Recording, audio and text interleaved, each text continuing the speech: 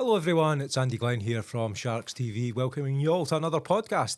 And this one is with Jaime Thomson, General Manager of the Sharks. I was just about to say assistant coach, but I can't say that no more because you've retired. I have retired from that role. That's done. Yeah. Right, but General Manager. Interim. Yeah. Interim General Manager.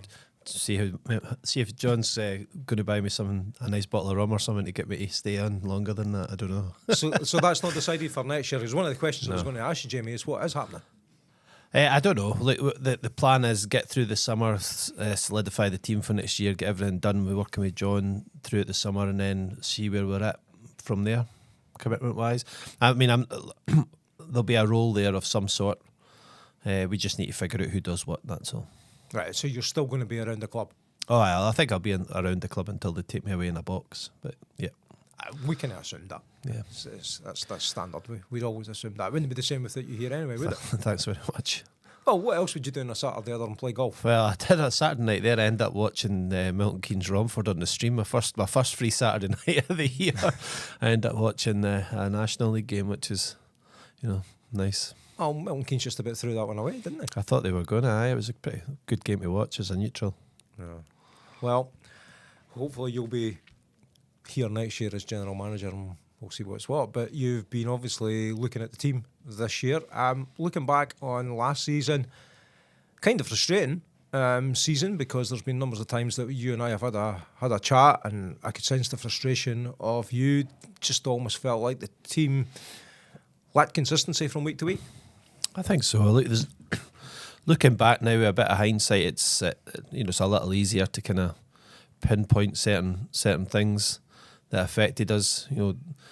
Certainly we hit those 6-5 run, which hurt us on the back of not having any home ice to train on for 2-3 weeks. We're training on a smaller pad, stuff like the travel. I mean, there's loads of other things, but ultimately there was a run of half a dozen games there that cost us in the end, and that was it. But there were some big wins in there, throughout the season again. Some massive positives to take on and off the ice. And some negatives and some learning things. But, if we're not learning and progressing in only the second year at this level, then, there's something wrong. You're not going to come in here and just start cleaning up. It's a really competitive league, as it's proven again this year. I think it was even stronger this year. We're deeply disappointed. I'm still disappointed now and frustrated and all the rest of it, but we're just looking forward to getting rolling again, When I was looking at the two seasons just in preparation for the interviews today, Jaime, we obviously started a lot better this season. Yeah. Come Christmas, it was the same. We were hitting form in Christmas as it was that first year, and we were looking really good. We were at 50% at that point. And then, as you said, we lost the ice to the curling, and the World Championships take place, and there was all sorts of stuff, and we hit a slump. There's no getting away from that. How do you, as a manager moving forward, make sure we're not going to run into exactly the same thing next year? Well, we're already looking now well ahead of a time for potential hiccups in our calendar. The downside of having a fantastic facility that we play in like this is it's so popular to other events. We could be really, really selfish and look, it does hurt us personally, but it also does strengthen the longevity of the facility when leisure facilities all around the country are closing. So we have to take that on the chin, kind of. And we're working closely with them to try and reduce the amount of impact that has. But right now, myself and John are looking at options for pre-season, for anything in the Ice Bowls calendar that might affect us, and getting ice booked and putting a bit of stability in round about that so that we know what the plan is well ahead of time. We're still training as much as we need to be. We're reducing as much travel as we need to be. And I think maybe just get a bit more organised on that. We should have seen it coming. It's something that's happened for years. And if we look back, to the olden days as well, it hurt us back then as well. It's always impacted us. So it's something we should have learned from that quicker in year one. But we didn't. And we maybe took for granted it would be an easier problem to solve. But ice is it's not that easy to source, especially when half your team work during the day, so you can't train during the day when the ice is lying empty elsewhere.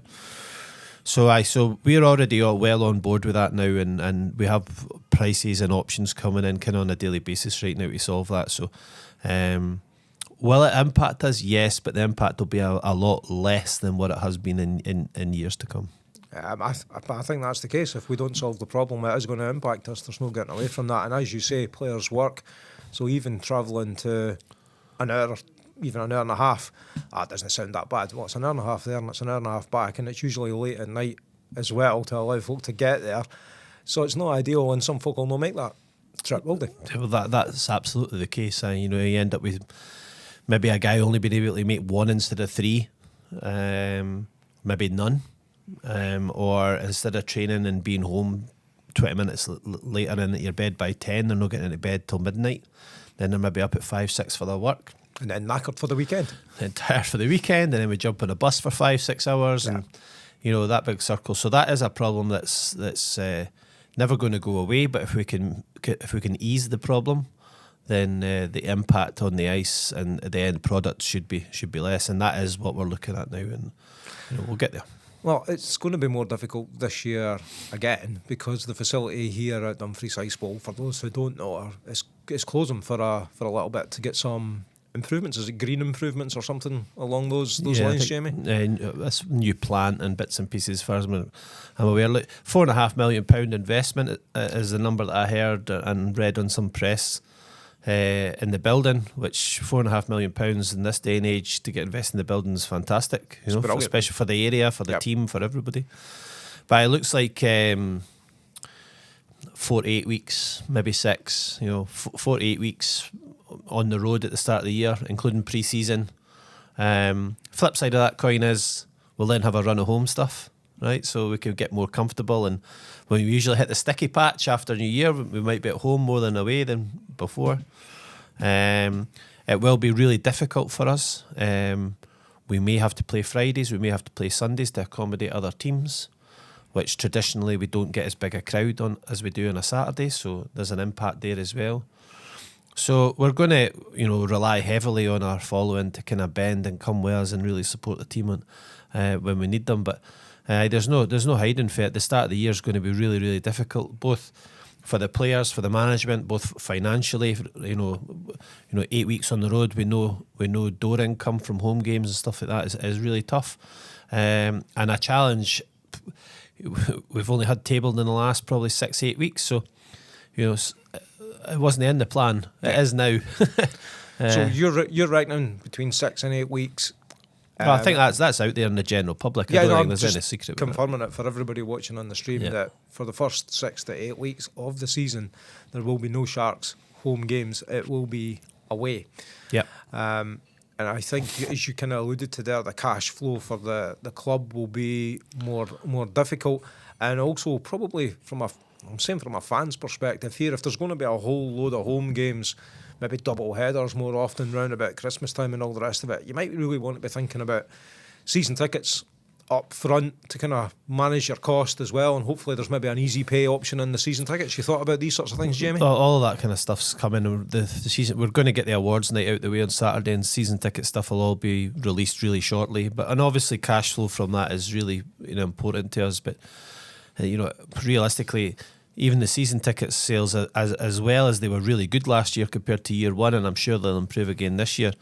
The financial burden of this, moving forward, I know I put panic in it because we'll be fine, right? We'll get through it, and we've got a plan, and we're working hard to bring new sponsors in and things like that. But you're talking potentially 10 to 12 weeks of training ice, right? Because you have to have pre-season camp. Yep. 8 weeks of buses, and then there'll be double journeys, so not just up and down, so it's double cost at the weekend, and then a hotel with food and stuff like that for players as well at the weekend, because we'll have to stay away probably.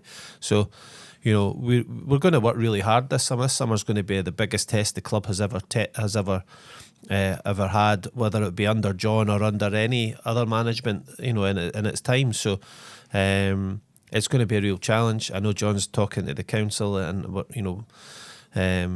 put that across to them. But yeah, look, as many options we can get. We'll have events through the summer and try to generate some income there. But it all depends on participation of our fans. We're now at their mercy, to support us more than ever with these things. So every little helps, as they say in the advert. Well, I think the positive that I take from all of this is it's a £4.5 million investment in the facility, which safeguards the long-term sustainability of the rink. You could be watching, and forgive me, everybody in Peterborough, from an absolute dire rink, which could definitely do with £4.5 million worth of improvements in it. Which rink would you rather be watching hockey in? It's a message to the fans, and if this is when you've got to support your team, isn't it? Yeah, absolutely. Look, I mean, we're extremely lucky here. I think we have one of the best rinks in the league. And yet, in this day and age, to get that, it safeguards the future of the building for. It'll outsee me anyway, Andy, now, and I think that's hugely important and really, really comforting and puts us at ease that way. But, my focus isn't about the building and stuff. It's about the team and making sure we're all right and working with John to make sure that we get through that rough patch and then capitalise on the home games and make as much as we can out of being at home and get us to where we need to be next year. No, I appreciate you're going to be focusing on the team. Does it make it more difficult to sign new players when they know that the first 6 weeks is going to be away from home, or is that not even an issue? Nah, not really. I don't think that really matters. I mean, you play the same amount of away games, whether it's at the start or at the end, or an even mix. That doesn't really matter. Okay. You spoke throughout the season. As I said, there was some frustrations there. And last week when you spoke to me, you said that we wouldn't be sitting here at the same time missing out in the playoffs next year. You almost guaranteed a playoff spot. What are we doing in terms of team-wise then? Well, the playoffs and stuff and other competitions aren't finished yet, so I'm not going to comment on making signings and stuff, but the team's looking solid as it is right now. We have made progress with players and bringing players into the club. And we'll start to release those after all competitions are done. That's the only way to do it right. But and we have, progressed re-signing the core of the team. Liam and Kel Beattie are already on 2-year contracts, so we could start with them. I can confirm that Liam and Kel are definitely here next year. Right, there's 2 signings for you right away. But as for the rest of them, contracts are out for the ones we've asked to return. We have ongoing conversations over the next couple of months with some others, and we're looking to strengthen. We've been saying that for a couple of weeks now. So those conversations are going really well. We're being really respectful to other clubs who are still active, and we'll wait till their competitions are done, and then we'll turn up the heat a bit on that and go from there. But yeah, look, John's backed us 100% to strengthen the team, and that's my job to do that now. So you're saying Liam and Kel are coming back if they survive Benidorm? If they get back from Spain, they're definitely back. I think both their parents would send me to Spain to get them if they didn't come back. I think half the fan base would send you to Spain to get them back. That's for sure. That's least good news for us. I don't know if I can ask you this question, but I'm just going to ask you. You can ask. I might not answer it. Amongst the commentators group, there's plenty of chat about being 4 imports next season. You going to take the 5th? No, I don't think we would have 5 imports. No, is that what you said there? No, I'm saying, is the league moving to 4 imports next season? I think there is plenty of chat, and there has been voting going on in the league. I don't know if they've announced that now or not, or I don't know if it's finalised yet. I'm waiting on the management, the owners coming back to us and telling us. So I need to ask John Strange this, didn't I? I would ask John, because I don't know what's official and what's not, but that conversation has definitely taken part. I think everybody knows that. Would that suit us? I think so, yeah. Do you think it would suit us? I don't know, because I think Scott McKenzie from Telford had spoken to me when they were up here the last time, and he felt that the most successful teams in the league had a real good core of British players, and that was the trick. It wasn't so much the imports, because the imports are all good. Do you know what I mean? I think he's right there with what he says. The problem is that there's not enough of those Brits to strengthen the other teams going about. So the top two, let's say if you look at Milton Keynes and Leeds, right, by far the two strongest teams in the league, right? Swindon as well. Leeds is a really great example of, you know, a really good core of Brits. You're not signing a couple of those. Matty's just retired. You're not getting them out of that team. They're winning championships and stuff like that. Milton Keynes, a couple of reclassified guys in there as well. So they're no, in my opinion, they're no really Brits, right? If they weren't born and bred and trained here, there's loopholes there to be used. But again, they get treated really well, paid really well. They get a massive crowd down there. Are they going to leave Milton Keynes to go to Peterborough or to go to Hull or Dumfries? Probably not, you know. So, he's right. The core of Brits do make these teams better, but there is only so many Brits dropping out the Elite League or with that type of experience. And if you're lucky enough to have one that's maybe born and bred in Dumfries or born and bred in Peterborough, like Ferrara or any of them, then you know they're lucky enough to have them. Scotty, born and bred in Fife, but really settled with a family in Telford, so that's why he's there. They're just lucky to have them there. So for me, I do think the league should stop and not get carried away with imports. I think that 4, maybe 5 in future would be great. My personal opinion, not the opinion of the team, is that I would remove import goalies for a start, because I think we've got a problem with bringing goalies through into the GB programme and things like that. There's a bigger picture there. But and then ultimately, you know what? I mean, I'm not going to speak out of turn here, but you know, for the bottom end teams, it's easier to bring a foreign based player in and house them and pay them than it is to try and sign one of these top end Brits now, because they're such a commodity, and some of these top teams are paying them a phenomenal amount of money. And good luck to the boys if they're getting paid that. But yeah, you know, a bottom 6 to bottom 5, 4 team, they can't afford that. Well, say it goes to 4 imports, that will probably mean that there are 10 UK-based players that drop out the team just to make space. I know there'll be natural retirements and such like that as well. But are they 10 fourth-liners? What's the difficulty in attracting any player to... Not the difficulty, what's the most difficult thing to try and attract players to Dumfries? I don't think there is a difficulty.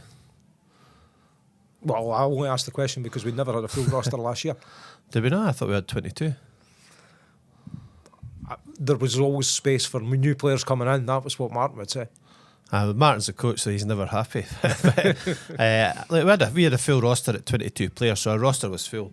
I think what you do have as well is, though, that you have players that would potentially get snapped up.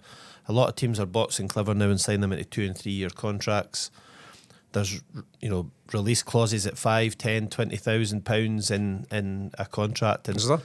There is, really. So what player out there is worth a team like Solway paying a 10 grand release clause? There's no prize money. Yeah. Right? So, you know, unless you can get that back in a gate. Is us finishing in 4th, as an example, maybe sneaking a playoff win or getting to the final worth blitzing 10 grand on a player? I don't think it is. You know, I don't think it is. I think that you burden the club with that financial responsibility for something that might not work. It might not make any difference. So a lot of these guys are boxing clever and signing them into 2 and 3 year contracts and hoping that a Steelers or somebody like that comes in and writes the check, as we've seen in the past, you know. Yeah. So when it comes to attracting players, it's the whole package here. Are you going to house them on their own? Have they got a family? Are they married? Have they got kids? Do they want a job? You know, all this kind of stuff. That's what I'm thinking. You know, the bottom end teams would probably house players together. They might know what to do that. Some of them might prefer city life. Some of them might prefer Dumfries. Who knows? So I think the biggest thing that we have here is the travel that we do compared to every other team in the league. So if you look at Sheffield, Leeds and Hull, they have 12 games, 15 games a year where their travel's an hour and a bit. Swindon, Bristol, even into London, really, if Swindon's not that bad. Yeah. Peterborough, Milton Keynes, you know, all of them are between 2 and 3 hours max travel all round about the league. You know, we're closest game's Leeds, right? On the bus, it's 4 hours. We're buzzing to go to Sheffield and Hull and Leeds, right? Because they're close. They're the ones everybody wants to go to. They're close games, right? So then you've got everything else is 6, 7, 8, 9 hours on the bus. It's a massive difference compared to playing down in that southern belt. So I think that is, if you were asking me for what is the stumbling point, what is it's not the club, it's not the way they get treated, it's not the fans, it's not the facility, it's not the facility, it's that. That's the problem. It's so hard for our boys compared to the rest. And you can't change geography, really. No, and I guess that's when you look at the performances as well, right? You have to take that into consideration. We do probably treble the time on the bus than what these other teams do. Some of them are coming up here twice a year, because we facilitate them with doing double headers and stuff. So, double headers a thing that you like? No, away. But in an ideal scenario, I didn't like doing it. But it's all right, it's fine. It makes the travel easier for the boys for sure. But there's nothing better than sleeping in your own bed the night before a game. You talk about the away games, how difficult it is for players. What about for the fans? Because the fans have travelled the same distances. They've went to all over the country. They love a double header as well because it's more cost effective. You can make a weekend of it type thing. Yeah. And the fans have been pretty special certainly the away games. I look at them, and I didn't do many away games last year. I think I did about a dozen of them or something with my work commitments, but they were amazing every game I went to. And I actually watched that video the family from Bristol did yesterday. Yeah. And I knew they'd came a few times, but I didn't quite. No, they come out with Darren and Maddie Marles. And I didn't grasp just how committed they were, which is amazing, right? And I think that just shows you, like, we maybe didn't have the most fans in the league. That last game against Milton Keynes was brilliant, but they are proper fans, right? They're fanatical and they go everywhere and they follow us, and we can't ask for any more than that. And the only thing we would ask for is another couple of hundred of them to go. Well, it costs a bit. I mean, fair play to the fans for doing it. Yeah, but absolutely. You're mentioning the Marles family who come up from Bristol regularly and who watch the streams. There's a few like that are coming more and more, that fans from other teams that are supporting the Sharks. So there's fans in Milton Keynes that I know are Milton Keynes season ticket holders, but they were standing next to me in Sharks outfits when we were down. I know it was a 9-0 towelling, but it wasn't the best game. But they were there supporting the Sharks, and it was great to see. Yeah, well, I think that's testament to the atmosphere in here, the team. Exactly. We play good hockey.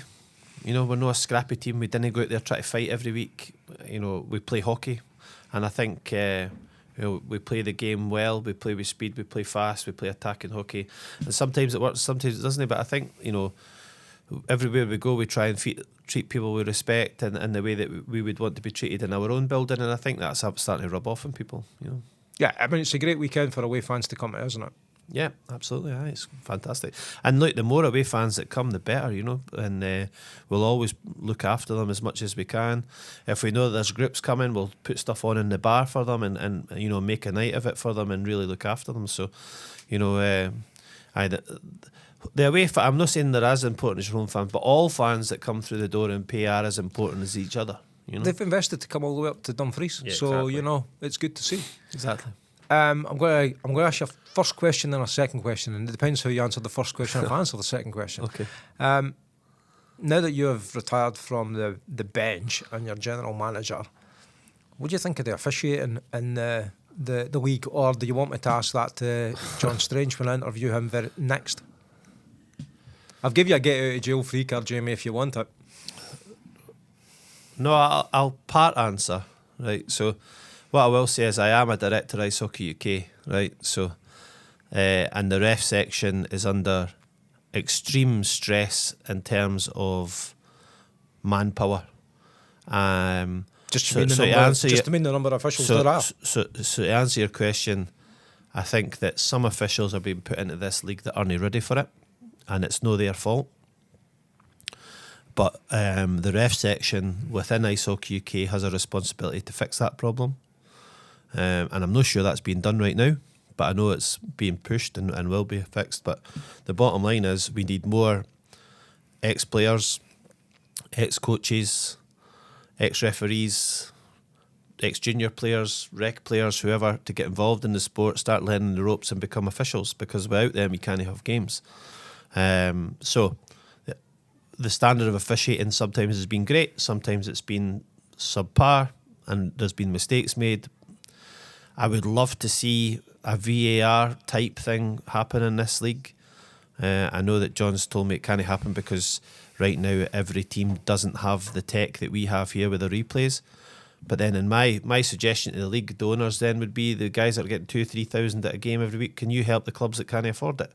And let's get it in, because they're probably going to benefit from it. I mean, I know it's cost us a couple of games, a couple of those 6-5s. We had the puck in the net and stuff like that. But if it's the ref standing there and they're not allowed to look at that, it doesn't really make sense. Why does it need to be consistent across the whole team? Well, how can one team benefit from it but another doesn't, just because they don't have the tech and they can't afford to put it in? I don't think that's fair. It's up to that team to then invest in it. I don't think it's as easy as that, Andy. Well, I think it gives an argument there for the quality streams, which are all charged roughly the same price. I think it's between £12 and £17. If fans are being asked to pay for that, and it's not good enough for a referee to make a decision, there has to be some questions asked about streams, surely. I mean, I think the vast majority, I've watched most of them now. There's a couple of them are a bit ropey, but the vast, just maybe with camera position and stuff, but I think the vast majority of them have the capability of doing it. But I do think it's a question of the owners group that should be right. I'll noise up John about that next. That's a question for John. I'll noise him up about that for sure. I agree with you. I think it would be a brilliant addition to the games. I think it's a necessity at this level. Perfect. That's what I want to hear. Last point, because I know you're busy today. You've got a whole lot to do, and it's a personal one. Okay. Bailey's done no bad in the last few games, hasn't he? Look, I think we've spoke about it before. I hate blowing his own trumpet because he's good enough at doing that himself now. But I think he took all three, four of his goals really, really well.